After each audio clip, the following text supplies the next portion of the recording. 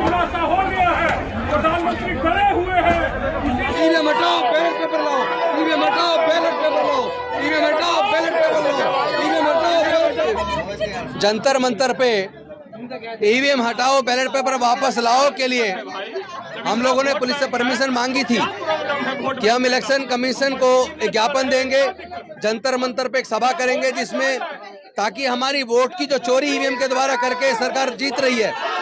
हम लोग चाहते हैं कि ये इलेक्शन कमीशन जिसको संविधान ने फ्री फेयर ट्रांसपेरेंट चुनाव कराने की जिम्मेदारी दी है,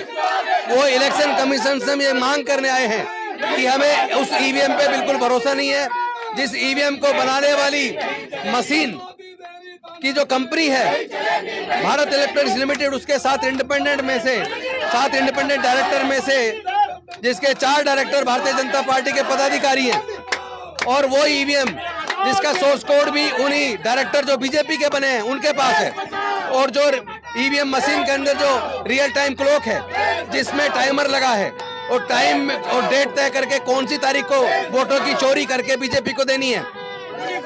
वो उसके द्वारा चोरी की जाती है। सॉफ्टवेयर बनाते वक्त उसी के अंदर प्रोग्रामिंग कर दी जाती है किस तरह वोट की चोरी करके बीजेपी को दी जानी है, और उसमें ईवीएम मशीन बनाने वाली कंपनी के डायरेक्टर बीजेपी के उनका पूरा रोल है। और हम इलेक्शन कमीशन से मांग करते हैं कि हमें बिल्कुल भी ईवीएम पे भरोसा नहीं है, हमें बैलेट पेपर वापस लाना है, हमें बैलेट पेपर वापस चाहिए। हम आपका काम देख चुके हैं, हमने देखा जिस तरह चंडीगढ़ के मेयर के चुनाव में आपके बीजेपी के पदाधिकारी को प्रिजाइडिंग ऑफिसर बना के और जिस तरह की धोखाधड़ी की गई, इंडिया गठबंधन के 20 में से 8 मतों को इनवैलिड करार दे दिया और 20 के मुकाबले 16 मत वाली बीजेपी को मेयर बनाया गया। वो तो भला हुआ सीसीटीवी कैमरे लगे थे, और सर्वोच्च न्यायालय का धन्यवाद करेंगे कि उन्होंने उस चुनाव को अवैध डिक्लेयर करा के और उन वोट के आधार पे उस वो जो वोट पड़ी थी उसी के आधार पे वहाँ इंडिया गठबंधन के व्यक्ति को मेयर बनाया, कुलदीप कुमार जी को।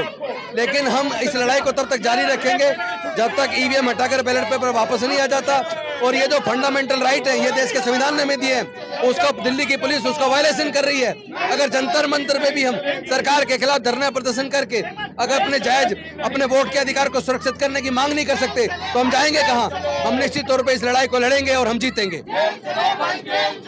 मोदी तेरी तानाशाही,